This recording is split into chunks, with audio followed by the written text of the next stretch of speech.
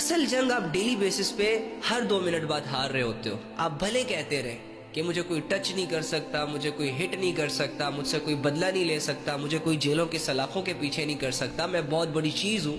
تم جو بھی ہو روزانہ اپنے نفس سے ہارتے ہو. تم جو بھی ہو روزانہ اس مخلوق سے ہارتے ہو جس کو اللہ نے کہا ہے کہ یہ کمزور ہے. جس انسان کے دل پر شیطان اپنا رعب جما لیتا ہے تو وہ انسان واقعی میں پھر شیطان کو بہت بڑی طاقت سمجھتا ہے. لیکن جسے یہ ریئلائز ہو جاتا ہے نا کہ اس دنیا کی سب سے بڑی طاقت تو اللہ ہے, اور اگر وہ کسی کے ساتھ کھڑا ہو جائے تو یہ ساری دنیا مل کر بھی اسے گرا نہیں سکتی, تو اس دل پر اللہ کی حکومت قائم ہوتی ہے.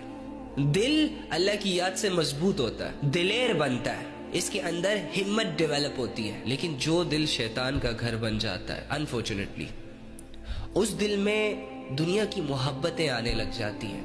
وہ دل دنیا سے متاثر ہو جاتا ہے. تھوڑی سی خوبصورتی دیکھی سب کچھ بھول جائے گا, اس کے پیچھے لٹو, اس کے پیچھے دیوانہ ہو جائے گا. تھوڑا سا بینیفٹ نظر آیا, حلال حرام کی تمیز نہیں کرے گا, بینیفٹ کے پیچھے بھاگے گا. تو جن دلوں پر شیطان کا راج ہوتا ہے نا, وہ کبھی سیٹسفائیڈ نہیں ہوتا, وہ مارا مارا پھر رہا ہوتا ہے, ایک جگہ پہ ٹکتا ہی نہیں ہے. ایک خواہش پوری کرتا ہے, دوسری خواہش اس کے اندر زندہ ہو جاتی ہے, دوسرے کے پیچھے بھاگتا ہے, ٹائم ضائع کرتا ہے, تیسری پیدا ہو جاتی ہے. کرتے کرتے کرتے وہ قرآن کی آیت ایکشن میں آ جاتی ہے, الہاکم التکاثر حتی زرتم المقابر, کہ تم لوگ دنیا حاصل کرنے کے چکروں میں ایک دوسرے سے بڑھ چڑھ کر محنتیں کر رہے ہوتے ہو, لگے ہوتے ہو دنیا کمانے میں.